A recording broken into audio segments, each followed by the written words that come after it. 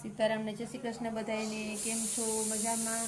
તો જો આજે રજા હતી તો આપણે ટીપણા બીપણા ધોઈને સાફ કરી લીધા અને આપણા ઘઉં આવી ગયા છે. તો ઘઉં છે ને આપણે ટુકડા ઘઉં લીધેલા છે, જો એકદમ ચોખ્ખા મસ્ત સાવ, જો ચોખામાં કાંઈ છે જ નહીં, એકદમ સરખો દાણો અને બહુ જ મસ્ત ઘઉં છે. તો જો આ ઘઉંના બાજકાને આપણે બધા હવે ભરી દેવાના છે ટીપણાની અંદર, બરાબર. તો આપણે આખું વરસ આપણે યુગભાઈને રોટલી ને ભાખરીને બધું ખાવા માંડે એમ. તો હવે આને આપણે એરંડિયું દેશું. જો તો જો આપણે હવે એરંડિયું દઈ દઈએ. એરંડિયું છે ને એ દેવાનું છે.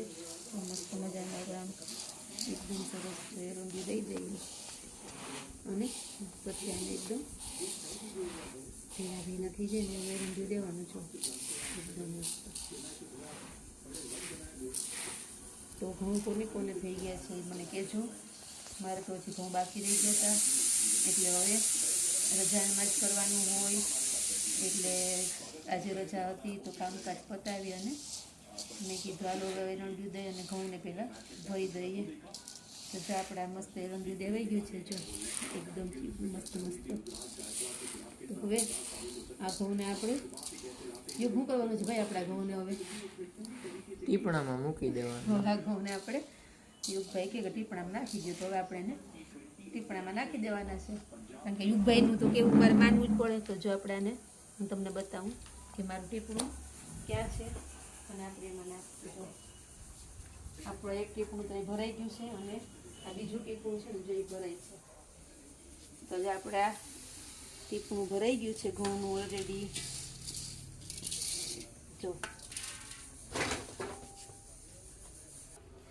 તો જો આપણું આ ટીપણું ભરાઈ ગયું છે એકદમ ઘઉંનું.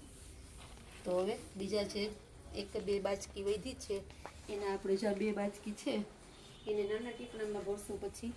તો મારા ઘઉં કેવા લાગ્યા અને ઘઉંનો વિડીયો કેવો છે એ મારો પૂરો વિડીયો આખો જોઈને કોમેન્ટ કરજો, લાઈક કરજો, શેર કરજો અને મારી જેમ ઘઉં કોને બાકી રહી ગયા હતા બનાવવાના છેઠ સુધી એ પણ કોમેન્ટ કરજો. તો વિડીયો કેવો લાગ્યો છે, કોઈ નવા મિત્રો હોય તો પેજને ફોલો કરવાનું ભૂલતા નહીં.